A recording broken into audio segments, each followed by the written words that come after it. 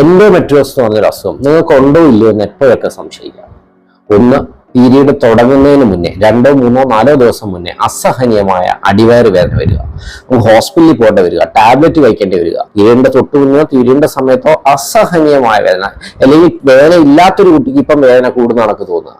2, വളരെ കഷ്ണം ഒരു ക്ലോട്ട്സ് ആയിട്ട് രക്തം പോവുക. അത് നമ്മൾ എപ്പോഴും ശ്രദ്ധിക്കണം. കുറച്ചധികം ദിവസം നീണ്ടു നിൽക്കുന്ന അമിതമായിട്ടുള്ള ബ്ലീഡിങ്. 3, സെക്ഷലി കോണ്ടാക്ട് ചെയ്യുമ്പോഴത്തേക്ക് നിങ്ങൾക്ക് വേദന ഉണ്ടാകുന്നു. ഒരു 10 തവണ ചെയ്യുന്നു, 1 തവണ പെയിൻ ഉണ്ട് ഡോക്ടറെ, അതല്ല.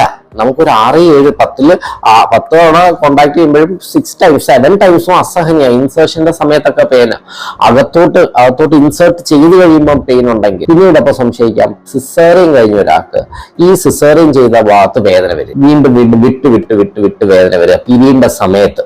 അങ്ങനെ അതൊരു സ്കാർ എൻഡോമെട്രിയോസിന്റെ ലക്ഷണമാകാം. അപ്പൊ ഇങ്ങനെയുള്ള കണ്ടീഷൻസ് ഉണ്ടെങ്കിൽ നിങ്ങൾ തീർച്ചയായിട്ടും നിങ്ങൾ ഹോസ്പിറ്റലിൽ പോകേണ്ടതാണ്, ഡോക്ടറെ കാണേണ്ടതാണ്.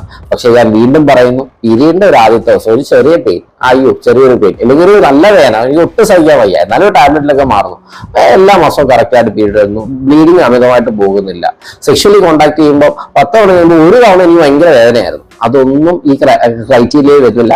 ഞാൻ പറഞ്ഞ ലക്ഷണങ്ങൾ ഉണ്ടെങ്കിൽ നിങ്ങൾ തീർച്ചയായിട്ടും ഒരു ഗൈനക്കോളജിസ്റ്റിനെ കാണും.